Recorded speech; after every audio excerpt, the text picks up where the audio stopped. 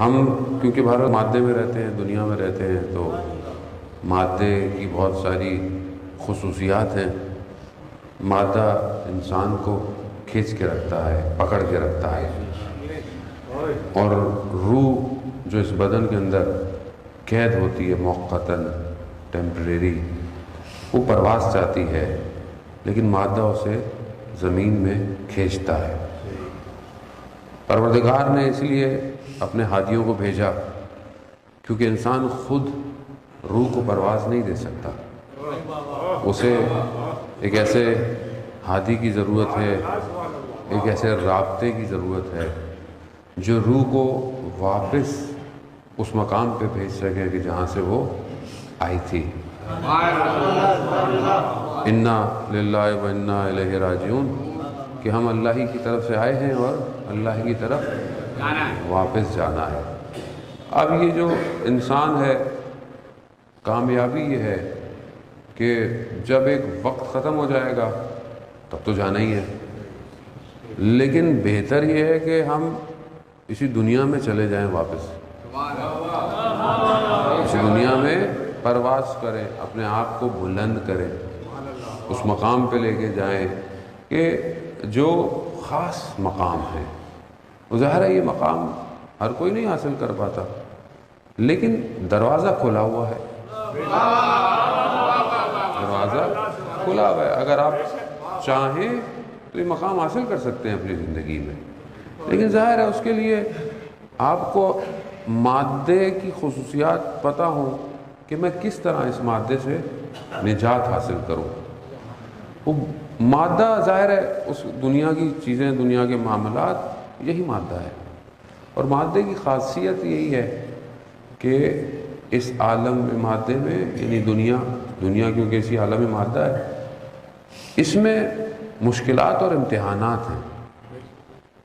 اب اگر کوئی یہ سمجھے کہ میرے امتحان نہ ہوں اور میں امتحان نہ ہوں تو پھر مادے کو سمجھ نہیں پائے۔ مشکل اور بلا، مصیبتیں اس دنیا کے ساتھ جڑی ہوئی ہیں۔ جیسے آپ پانی سے اس کا گیلا پن جدا نہیں کر سکتے، نہیں کر سکتے آپ، تو پانی نہیں ہے، پھر وہ کچھ اور ہے وہ۔ یا آپ نمک سے اس کی ترشی ختم نہیں کر سکتے، وہ پھر نمک نہیں ہے پھر۔ تو پھر آپ یہ کیسے سوچتے ہیں کہ مولانا دنیا سے آسان ہو جائے؟ دنیا کیسے دنیا آسان ہو جائے؟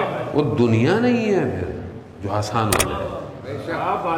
تو اس کو سمجھنے کی ضرورت ہے۔ یہ جو سمجھ گیا اسے زندہ رہنا آ جاتا ہے، اسے زندہ رہنا، یعنی وہ جب سمجھ جائے کہ یہ راستے میں بریکر کتنے ہیں، جمپ کتنے ہیں، سگنل کتنے ہیں، کیمرے کتنے ہیں، تو اپنی رفتار کو وہ ویسے ہی کرتا ہے۔ پھر آنکھیں بند کر کے تیزی سے نہیں گزرتا کہ کوئی جمپ آئے تو گاڑی کو ایک دھچکا لگے اور پھر وہ روڈ کو بولے کہ یہ کیا روڈ بنایا ہے۔ روڈ والا بولے گا بھائی روڈ تو ہم نے پہلے بنایا تھا، آپ کو تو راستہ دکھایا تھا،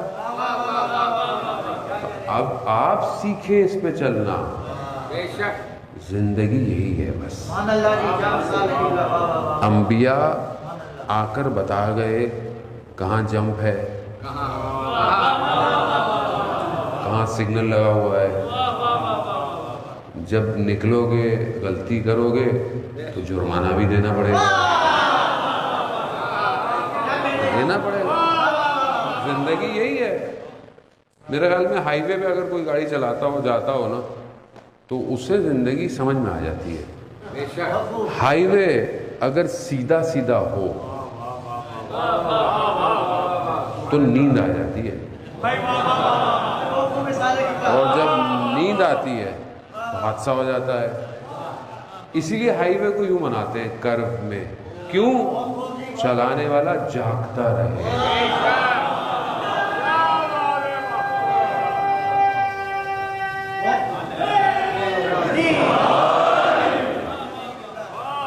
چلانے والا جاگتا رہے، اسے پتا ہو کہ اگر سو گیا تو کھو گیا.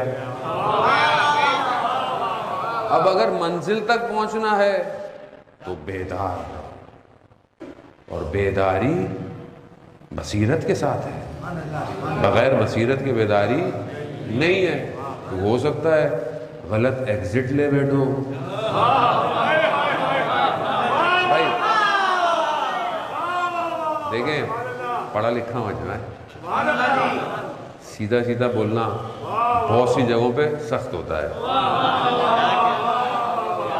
اشاروں اور کنایوں میں سمجھتے جائیے، میں پڑھاتا رہوں گا. صلوات بھیجتے محمد والا.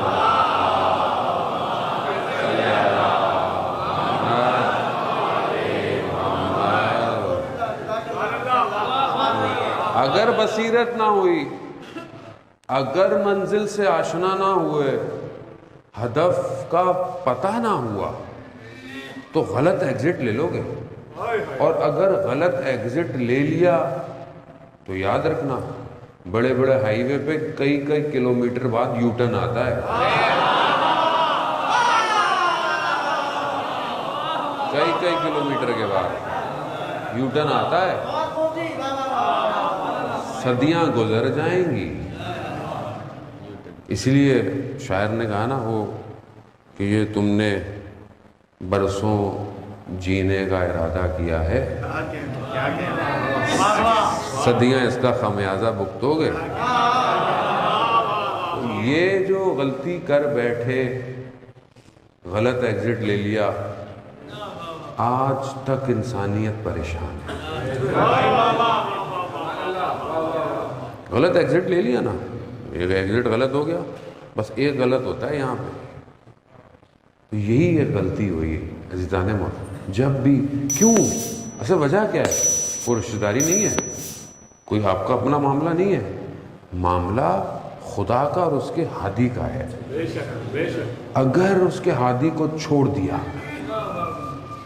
چاہے تم پوری دنیا کی اتباع کرتے رہو، راستہ نہیں مل پائے گا.